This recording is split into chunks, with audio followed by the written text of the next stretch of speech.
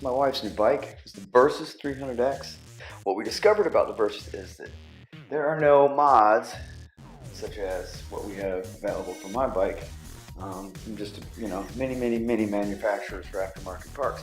The VERSYS, however, does not. So, in order to achieve our main goal, which is to hit the road for about a year or better, we needed to find the right bike. We needed to outfit it. After much study and consideration, we decided that the VERSYS 300X was the one for her. And so we got one. I took a little doing. She wasn't down with this bike at first. She wanted something a little beefier looking. And so I took the factory photo and turned it into what it could look like. And that's the process we've begun. This is it.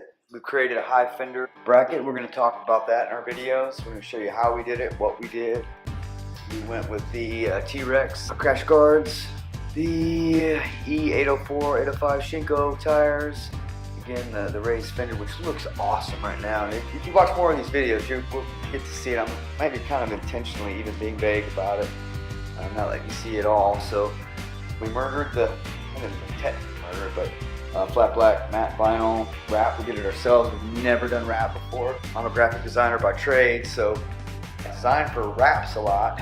So I'm around it and just was always terrified of it. We decided to do it, and we did it, and it's actually, you'll see in the videos to come as we give you a step-by-step of all the mods we've done, you'll see that it's perfect. The wrap turned out perfect. Like, we really spent a lot of time. It's 36 hours I think we ended up spending.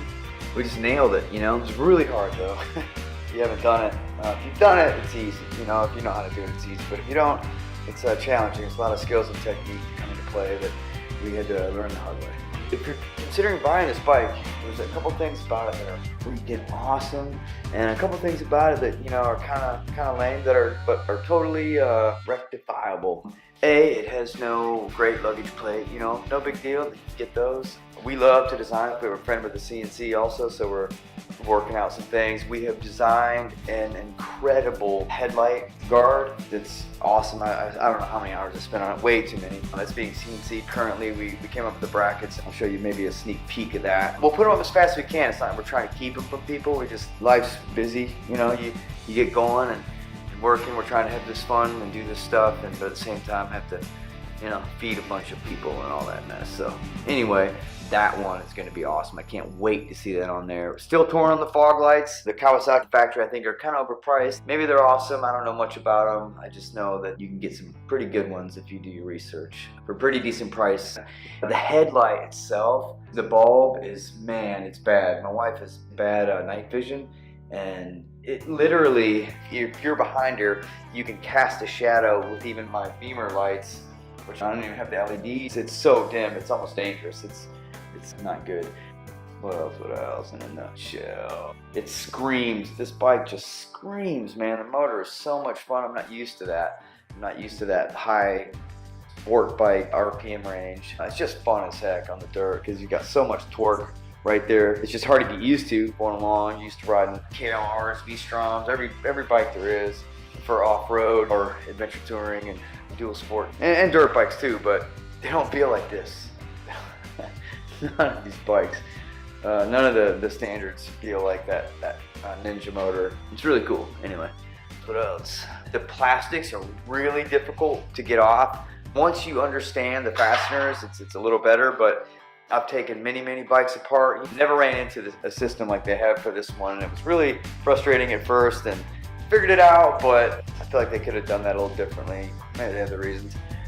What else? There's literally no first gear on this bike. It's like you can get up to 7, 8 miles an hour and you're winding out. So we went up a tooth on the countershaft sprocket to the 15, and it made a world of difference. I really feel like this bike should have had that from the factory. I think anybody would agree on any riding style. We do a lot of technical off-road, but we also really hit the highway too and cut down miles. So we require performance on both ends of that spectrum. That sprocket really helped out in that regard. Anyway, in the videos to come, you're gonna get to see all this stuff. I just wanted to really give a rundown of what we did. Red anodizing, the washers and matte black wrap. Those are just temporary bags. It's kind of nostalgic. Those are my old KLR bags from back in the day. I've got like 60,000 off-road miles on a KLR. I love that thing. I literally cried when I got rid of it. I don't know why I got rid of it, but I did. I kind of regret it. I almost feel like we're selling a kid or something. But anyway, man, you get it. It's a great bike.